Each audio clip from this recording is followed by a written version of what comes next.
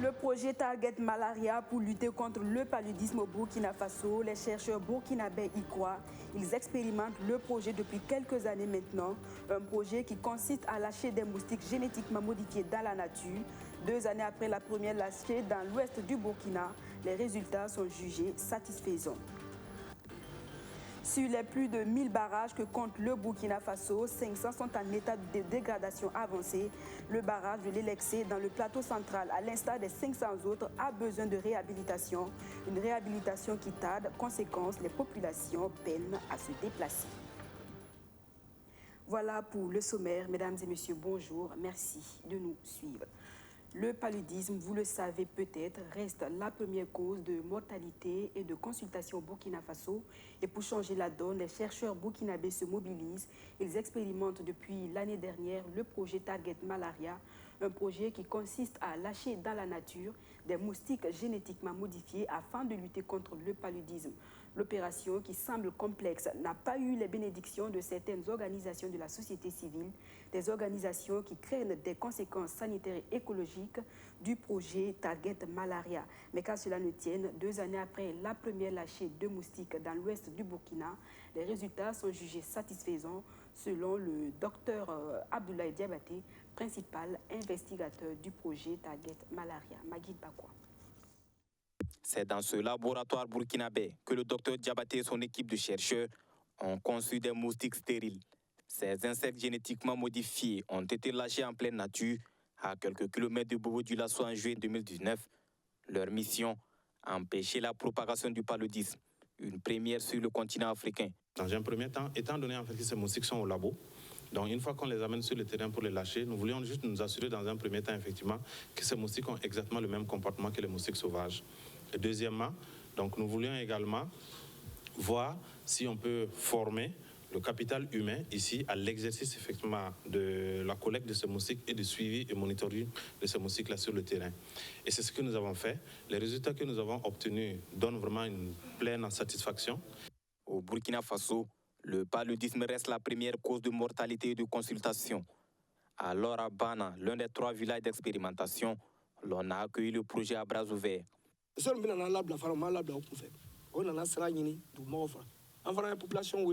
Avant de lâcher le moustique, l'équipe de Target Malaria a échangé avec nous et nous avons donné notre accord. Le jour du lâcher, nous étions tous là. Depuis que les moustiques ont été lâchés, nous n'avons eu aucun problème.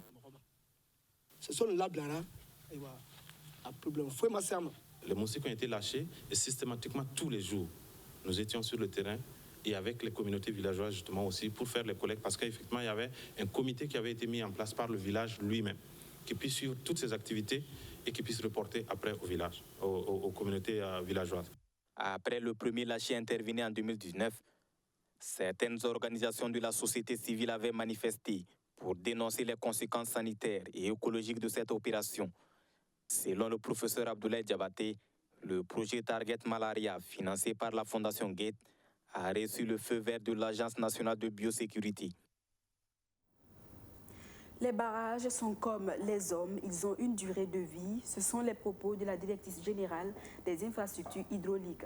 La durée de vie du barrage de l'Elexé dans le plateau central a donc expiré. Cette infrastructure hydraulique vieille de 34 ans a cédé.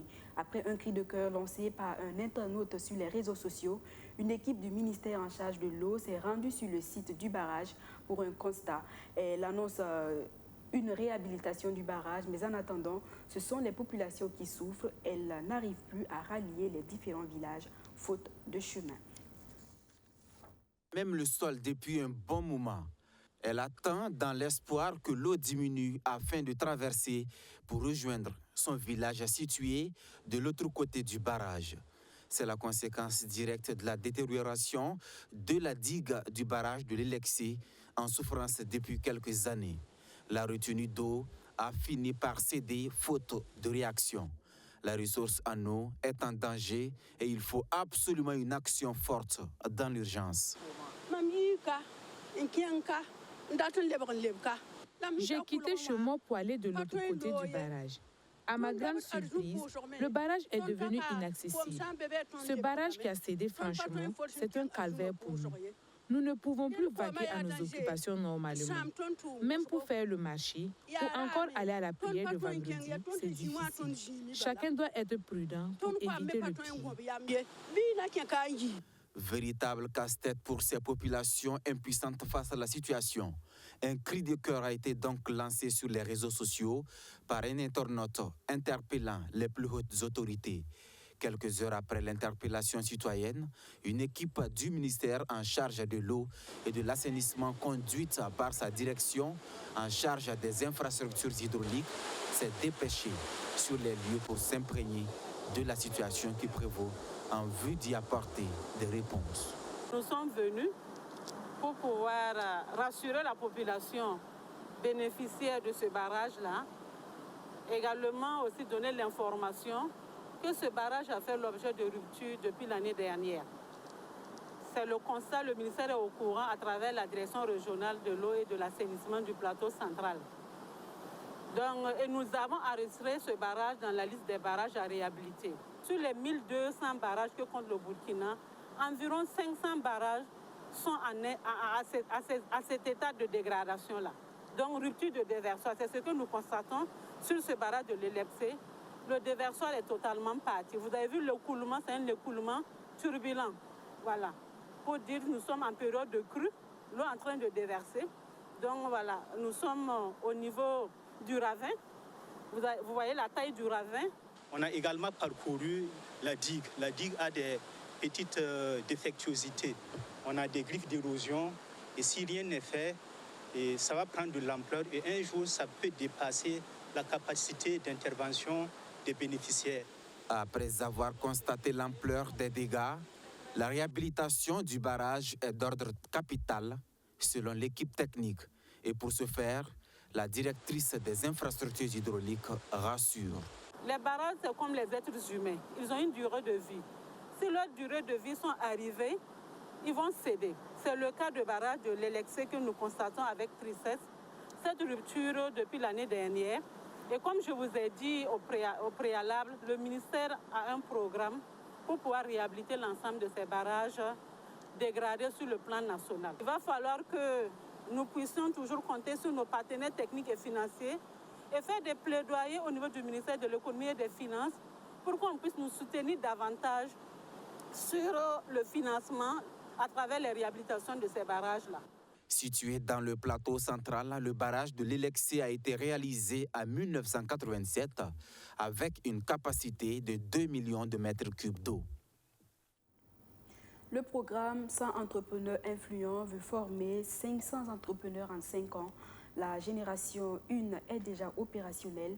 Les 100 entrepreneurs retenus pour la phase pilote du programme ont été formés en 2020 en marketing digital, en qualité des produits et en relations clientèle. Elle a reçu une formation.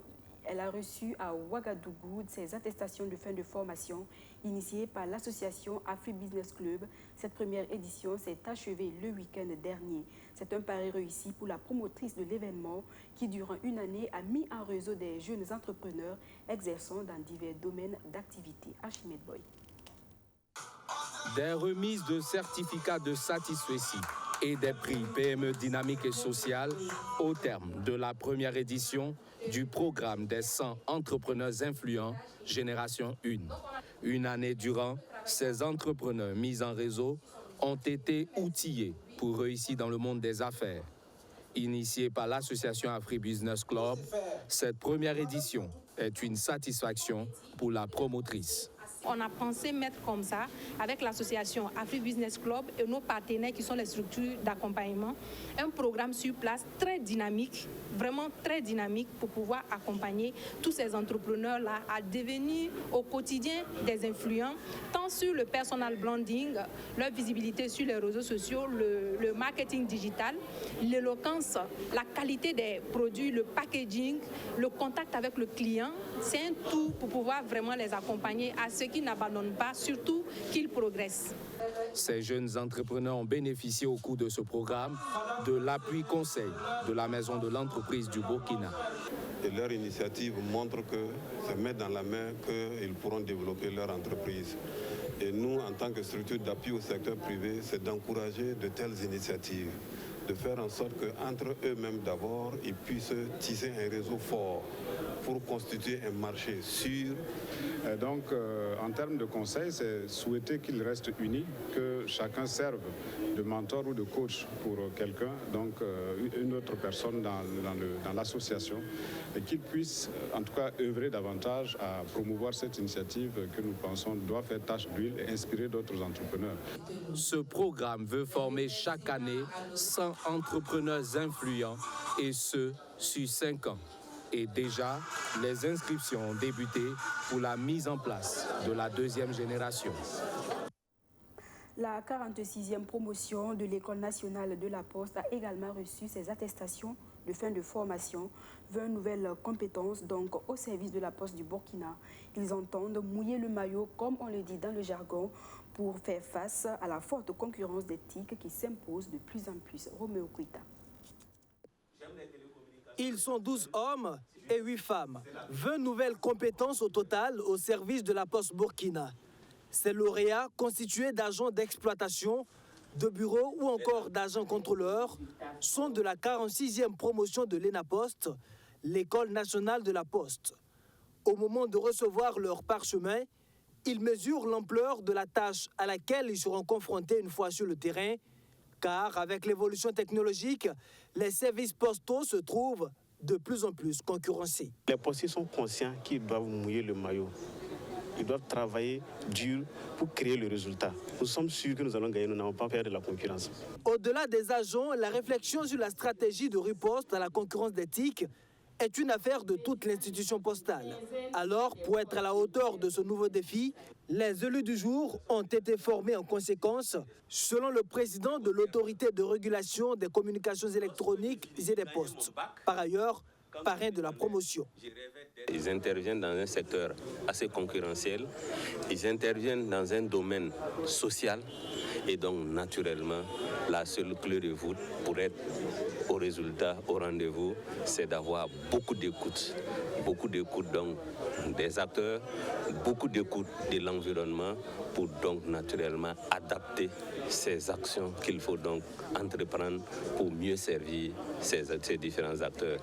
Depuis 3 ans maintenant, la Poste Burkina a entamé un processus de modernisation de ses services afin d'être en phase avec les défis du numérique.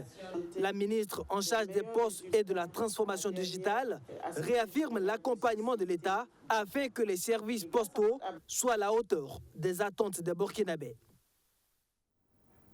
On connaît le lauréat du Grand Prix des Arts après une première victoire en 2013. Takité Kambou se place à nouveau sur la première marche avec son œuvre Amour d'une mère. Il se distingue donc des 43 autres candidats et remporte la somme de 1 million de francs CFA. Le Grand Prix des Arts, initié par le ministère en charge de la Culture, vise à mettre en lumière les artistes sculpteurs du Burkina. Retour sur la finale tenue le week-end dernier à Fadangouma avec Amadou Diko et Archimède Boy.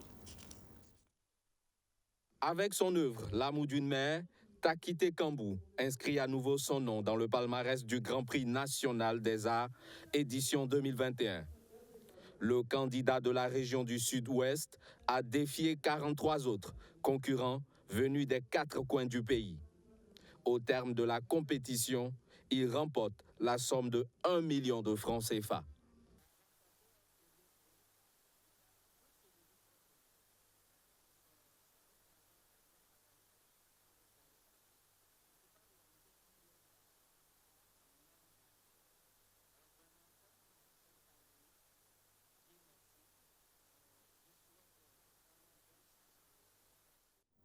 Toutes nos excuses pour cet élément qui finit en queue de poisson. Nous y reviendrons dans notre édition du 19h30.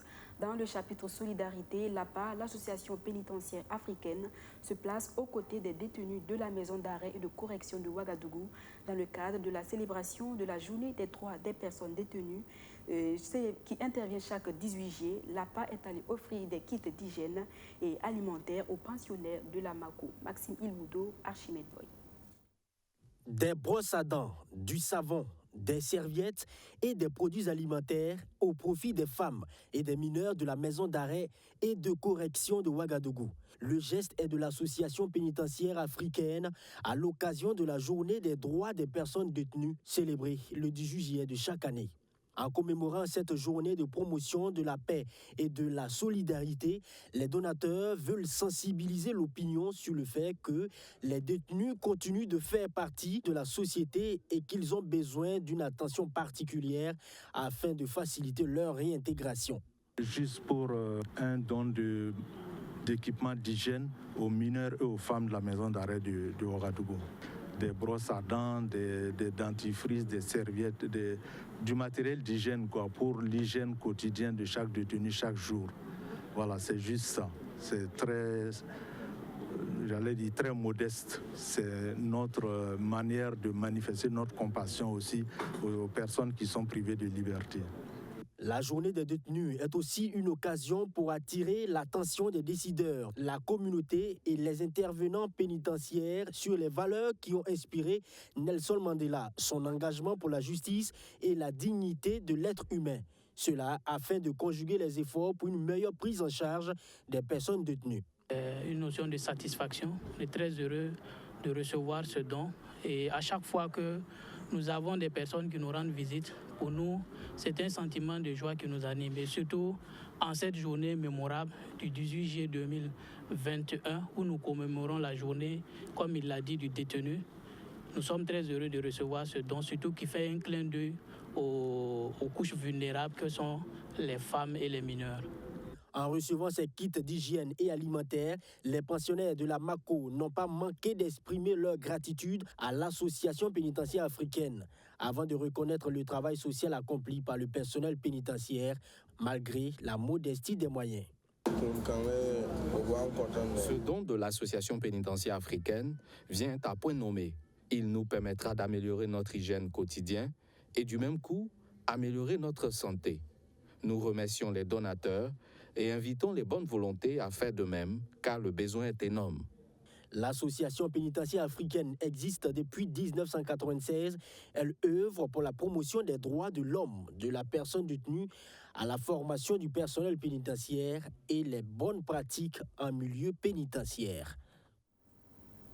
Le nombre de restaurants La Perle s'agrandit. Après l'appel Ouaga 2000, le promoteur Mahmoud Djezini a inauguré lundi dernier un autre restaurant La Perle L'Arlé, un nouveau restaurant de haut standing composé de 3 niveaux. Abdou Aziz Sari. C'est un complexe à 3 niveaux composé entre autres d'une boulangerie, d'une pâtisserie, d'une pizzeria et d'un lounge-bar. Situé entre l'École nationale de police et l'échangeur du Nord, le restaurant La Perle de l'Arlé vient réduire la distance des populations de la zone nord de Ouagadougou qui étaient obligées de se rendre à La Perle Ouaga 2000 pour pouvoir acheter de la bonne pizza à déguster. Il y a un gros potentiel à l'Arlé et l'Arlé est vraiment au centre d'un certain nombre de secteurs. Je pense à Gounguin, je pense à Dapoya, je pense à Ouidi, à Tonkui, à Bassinko et la Pissi aussi, et même le centre-ville. Donc vraiment on est au cœur même d'un grand espace qui a forcément besoin de loisirs, de divertissement, et donc c'est pour ça que nous avons donc décidé de nous implanter ici. La Perle L'Arlé, c'est aussi un endroit pouvant accueillir des cérémonies de défilé de mode, de mariage et d'anniversaire. Au-delà du rapprochement de ces services des populations, la réalisation de ce projet est aussi une manière pour le promoteur de contribuer à la lutte contre le chômage au Burkina Faso. Déjà, ce sont environ 100 jeunes, composés essentiellement de filles, qui travaillent dans ce nouveau restaurant. Je pense que j'ai un sentiment déjà de fierté déjà, de vouloir contribuer à notre manière à nous, de contribuer à investir davantage.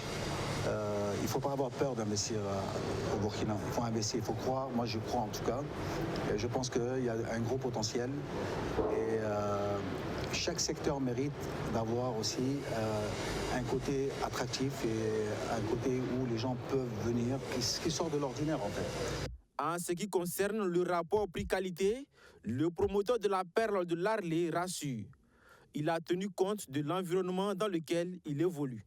Effectivement, tout ça, nous avons pris en compte ces points qui sont très importants sur le pouvoir d'achat de la population. Donc je pense que c'est très accessible, nos prix sont très abordables par rapport au cadre que nous offrons, nos prix sont très bien étudiés et je pense que nous rentrons dans ces conditions-là. Voilà, ne soyez pas choqués de venir manger une vraie pizza à moindre coût, donc c'est à la portée de tous.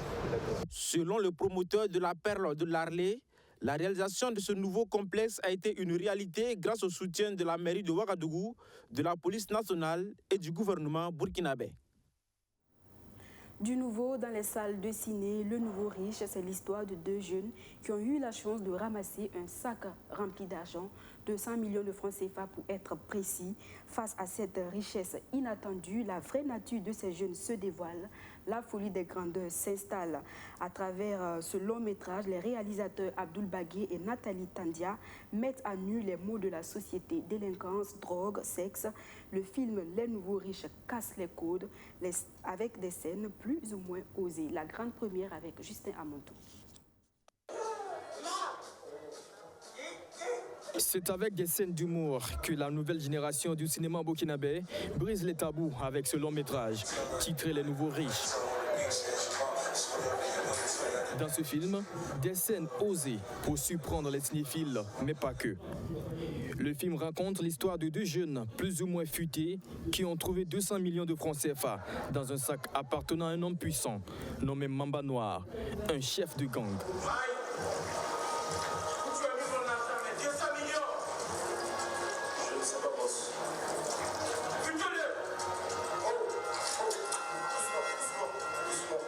Un long métrage réalisé par Nathalie Tandia et Abdoul Bagué. Et c'est dire aux jeunes aujourd'hui aussi de se méfier des stupéfiants, de la drogue, des dérives du sexe et autres.